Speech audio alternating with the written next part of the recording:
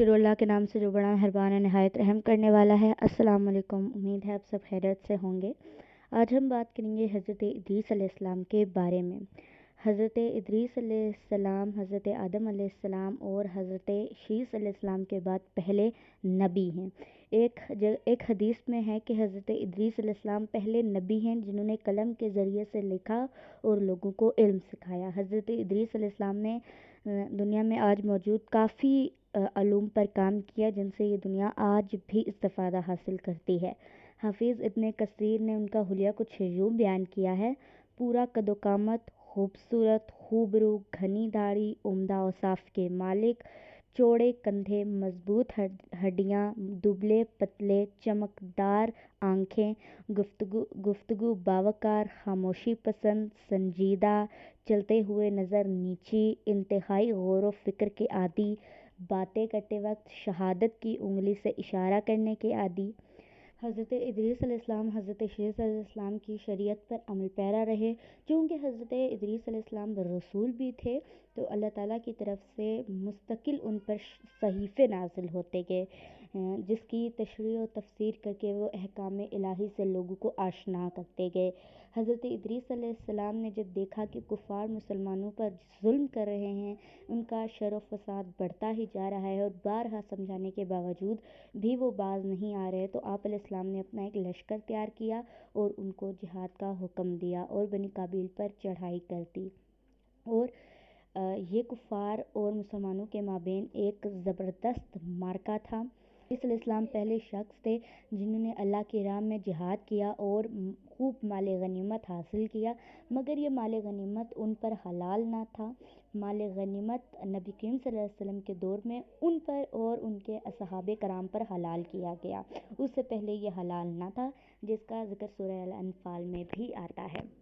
अल्लाह ताला ने कुरान मजीद में उनकी सूरत के मुतल्लिक़ सूरह मरियम की आयत नंबर 56 और 57 में फरमाया, और इस किताब में इदरीस का भी जिक्र कर वो भी नेक किरदार नबी थे, हमने उनको बुलंद मकाम पर उठा लिया।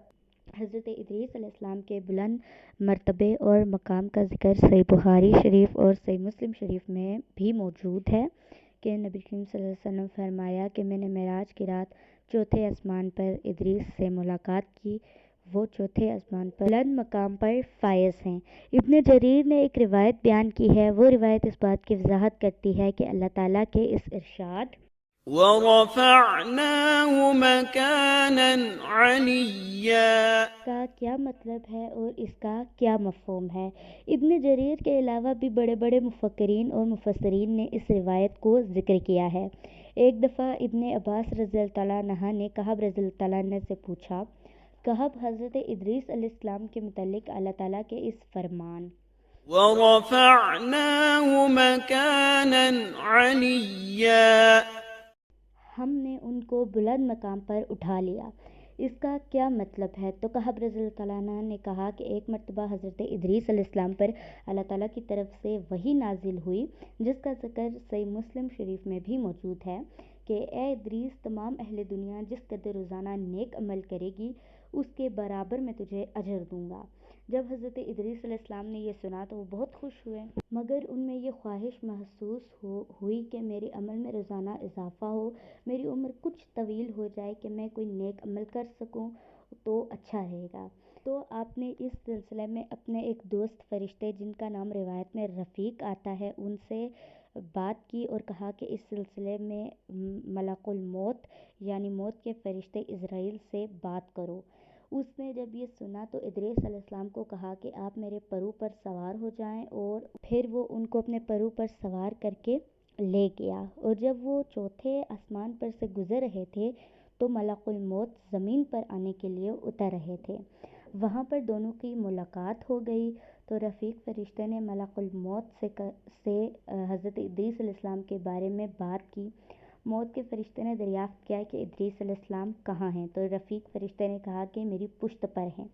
मौत का फ़रिश्ता आगे बढ़ा और कहने लगा कि मुझे अल्लाह ताला की तरफ से हुक्म था कि आपकी रूह को मैं चौथे आसमान पर कब्ज़ करूं, इसलिए मैं सख्त परेशान था कि आप ज़मीन पर हैं, मैं आपको चौथे आसमान पर कैसे लेकर आऊं। تو موت کا فرشتہ حضرت ادریس علیہ السلام کے پاس گیا اور ان سے اجازت طلب کی اور ان کی روح کو قبض کر لیا۔